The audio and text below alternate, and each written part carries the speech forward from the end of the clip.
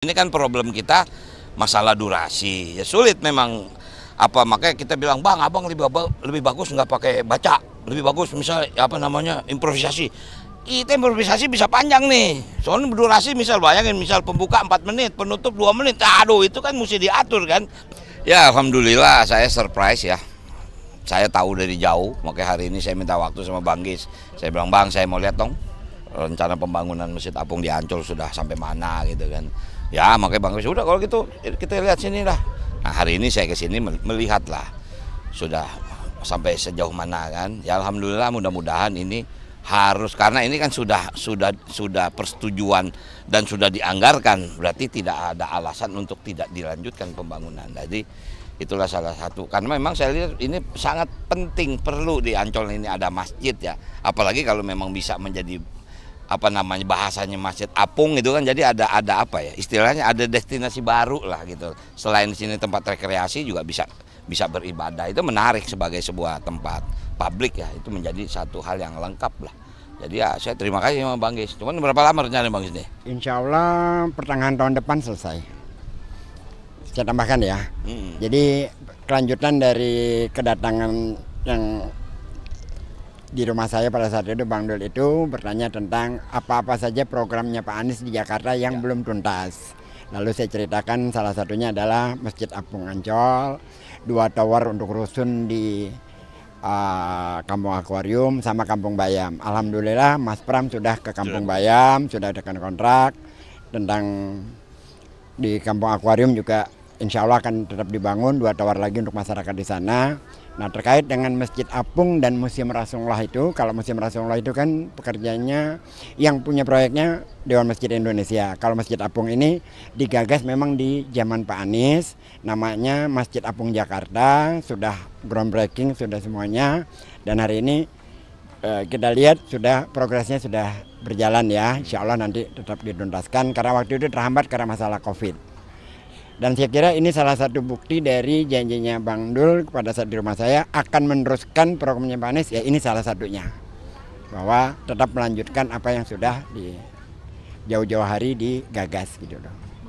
Bagaimana caranya mendukung agar segera terselesaikan, mengingat ini proyeknya B2B sekarang,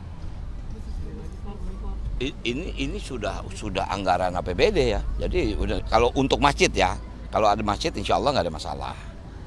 Artinya kalau museum memang ini kan kerjasama dengan pihak Arab Saudi, lembaga wakaf Saudi. Penggagasnya adalah Dewan Masjid. Ya kebetulan kan Pak Yusuf Kalla. Memang Pemda menyediakan lahan ya. Pemda DKI menyediakan lahan, tapi pembangunannya adalah dari Saudi. Nanti kita akan tanya sama Pak Yusuf bagaimana kira-kira mau dilanjutin. Sayang juga kalau tidak dilanjutkan gitu loh. Masjid Apung kan disapa beberapa pedagang di sini, terus bertepatan juga nih materi debatnya juga tentang ekonomi kreatif, ini lihatnya gimana nih Bang? Ya ini salah satu, kita kalau melihat ekonomi kreatif pasti imajinasi kita adalah tinggi, high. Ekonomi kreatif juga ada di tengah masyarakat yang kita anggap bawah ya. Mereka jauh lebih kreatif untuk menciptakan ruang-ruang ekonomi. Nah jadi artinya kita harus adil. Kita harus bijak menciptakan lapangan pekerja dalam kategori ekonomi kreatif.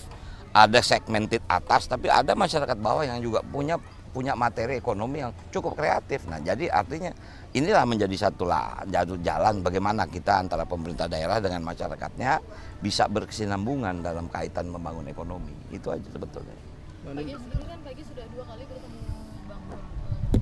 Nah, apakah pagi sendiri sudah ada komunikasi dengan Mas Anies, sangat dekat dengan ini sepertinya arahnya tuh udah kelihatan. Ya kalau saya itu nggak mungkin melaksanakan sesuatu tanpa komunikasi dengan Pak Anies, nggak mungkin. Dan Bang Dul ini kan menyatakan bahwa akan melanjutkan program Pak Anies. Saya menitipkan harapan dan hari ini adalah salah satu langkah awal kita untuk program-program Pak Anies yang kemarin untuk dilanjutkan. Apa ada pesan dari Pak Anies kepada Bang Dul dan Mas Pram? Kalau itu Bang Dul sama Pak Anies komunikasinya lebih lancar daripada saya. Mereka udah 2 jam bareng. Ya artinya ya saya pribadi sempat ya ngobrol sama Bang Anies. Walaupun memang 2 jam. Cuman memang tidak fokus pada pembangunan developing Jakarta. Tapi waktu itu kan memang ada momen di saat kita akan artinya akan disandingkan lah. Tapi kenyataannya kita tidak bisa bersanding. Tapi saya sangat paham Bang Anies ini masih punya vision yang luar biasa untuk Jakarta. Makanya kemarin saya ngomong lah sama Bang Gis, Bang, insya Allah lah kalau kita ini pasti kita lanjutin. Nah jadi artinya ini salah satu bukti lah bahwa kami serius akan melanjutkan semua program Bang Anies yang memang sangat pantas untuk dilanjutkan. Gitu aja seperti intinya. Di Ancol kan ada Formula E juga nih. Ya. Sudah ada, bakal digulirkan lagi nggak? Nah kalau itu kan memang harus masuk kalender kegiatan ya. Tentu kalau Pemprov itu kan menyediakan fasilitas. Tapi tentang kalender itu nggak lepas daripada internasional. Apakah itu ada untuk di apa namanya? Karena yang namanya Mandalika juga mungkin saja satu saat tidak terjadi internasional. Nah itulah bagaimana menjalin hubungan dengan dunia internasional. Apalagi kalau Jakarta menjadi kota global, harusnya kalender itu menjadi paten. Cuman konsekuensinya kan anggaran besar. Apakah sanggup Jakarta? Sanggup, sebetulnya bisa. Tinggal kita menjadwalkannya saja. Itu aja. Ya. Lama paslon lain ini Pak Sosono berkelakar bahwa ada janda kaya mencari pemuda. Aduh, kalau saya yakin mungkin beliau bercanda, enggak. Ya kan kita lah tahu kan Pak Siswono bagaimana. Mungkin bercanda, tidak forum yang serius seperti itu. Ya walaupun jujur saya juga membaca agak terkejut juga, tapi ini pasti bercanda, nggak mungkin lah. Beliau kan kita tahu ya apa namanya, mungkin artinya tahu tentang sejarah bagaimana kan. Jadi saya sih menganggapnya mungkin ya apa ya, candaan aja mungkin. Itu aja yang bisa saya pahami gitu.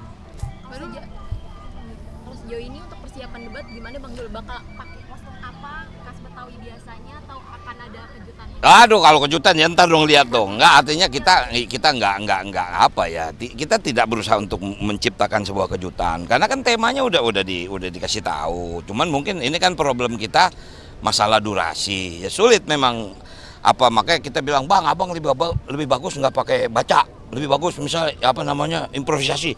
Kita improvisasi bisa panjang nih, soalnya berdurasi misal bayangin, misal pembuka 4 menit, penutup 2 menit, aduh itu kan mesti diatur kan. Nah jadi ya itu menjadi itulah menjadi strateginya, kapan saya baca, kapan tidak baca, mungkin itu saja. Oke? Baru nanti bertemu sama Mas Pram berangkat bareng atau Ya, rangkaian? nanti jam 6 kita ketemu di Merkur. Merkur sini.